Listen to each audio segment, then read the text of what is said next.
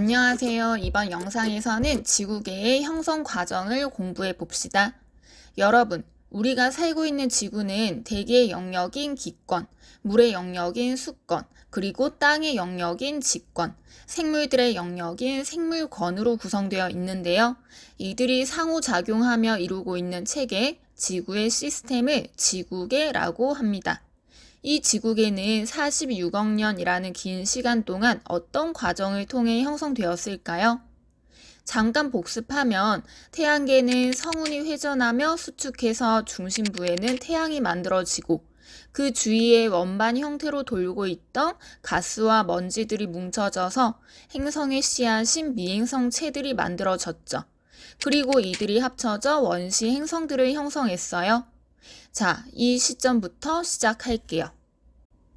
원시 지구가 형성되었을 때 여전히 태양계 안에는 미행성체들이 많이 남아 있었어요. 원시 행성과 미행성체 모두 원시 태양 주위를 공전하고 있었고 그 궤도가 겹치기도 했어요. 그래서 원시 지구에는 무수히 많은 미행성체들이 이렇게 충돌하게 됩니다. 이 단계가 첫 번째 미행성체 충돌 단계예요. 순서가 중요하니까 단계의 명칭을 꼭 기억하세요. 자, 이렇게 미행성체들이 지구의 충돌에 합쳐지다 보니까 지구는 점점 크기와 질량이 증가하고요. 충돌 때 발생할 열 에너지로 인해 온도가 상승하게 됩니다. 여전히 미행성체들은 지구에 계속 충돌했고요. 이것이 지속되어 지구는 열을 받아 화산 폭발도 일어납니다. 화산 가스에는 어떤 기체가 있나요? 주로 수증기와 이산화탄소가 많이 나오는데 이 둘은 온실 효과를 일으켜요. 여기에다가 지구에 있던 방사성 원소들이 붕괴하면서 열을 내놓기까지 해요. 그러면 지구는 더 뜨거워지겠죠. 그 결과 지구 전체가 거의 녹아있는 마그마의 바다 상태가 돼요. 그러면 그 전에는 고체 상태라 움직이지 못했던 원소들이 자유롭게 움직일 수 있게 되겠죠. 무거운 철과 니켈은 지구 중심부로 가라앉고요. 가벼운 산소와 규소 등의 원소는 바깥쪽으로 떠오릅니다. 그 결과 중심부의 핵과 바깥쪽의 멘틀 부분으로 나뉘어지게 되는데 이 단계를 핵과 멘틀의 분리 단계라고 해요. 여기서 문제에 빈번하게 나오는 것 하나.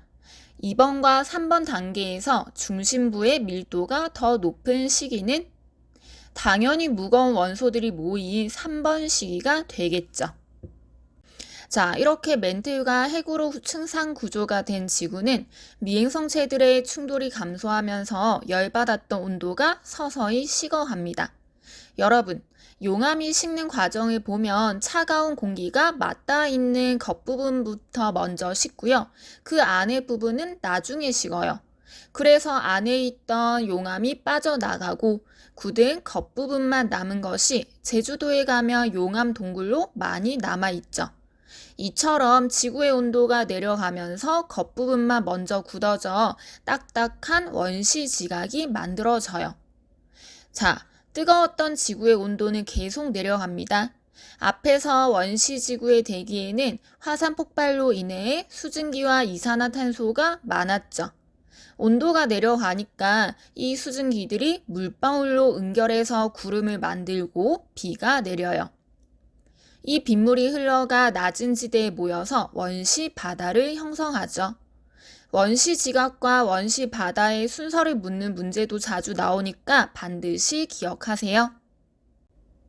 자, 그 다음 원시 바다가 형성된 후의 모습이에요. 태양에서 자외선이 강하게 오고 있기 때문에 생명체가 살기에는 아직 적합하지 않아요.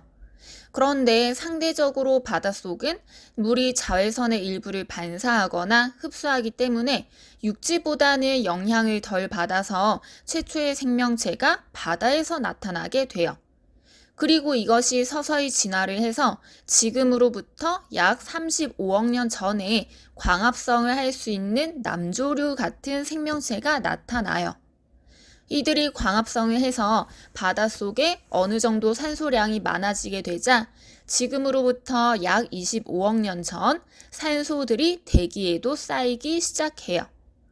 한편 대기에 많은 양이 있었던 이산화탄소는 바다에 녹아서 대기 중의 양이 감소하게 되고요. 또 시간이 지나서 그 양이 많아진 산소 분자는 자외선에 의해 산소 원자 두 개로 나뉘어지게 되고 이것이 다시 산소 분자와 반응해 O3, 오존을 생성하게 됩니다. 이 오존의 양이 많아져서 고생대인 약 4억 년 전쯤에 오존층이 형성되고요. 이 오존층이 자외선을 흡수해 차단하기 때문에 드디어 육상에서도 식물과 동물이 나타나게 됩니다. 이렇게 직권, 수권, 생물권, 기권이 서로 상호작용하는 지구계가 만들어졌어요. 여러분도 종이에 그림을 그려보면서 순서대로 기억하세요. 그러면 문제를 풀면서 내용을 정리해 봅시다. 1번. 지구 형성 과정에서 직권과 수권은 어떻게 만들어졌는지 설명해 보자.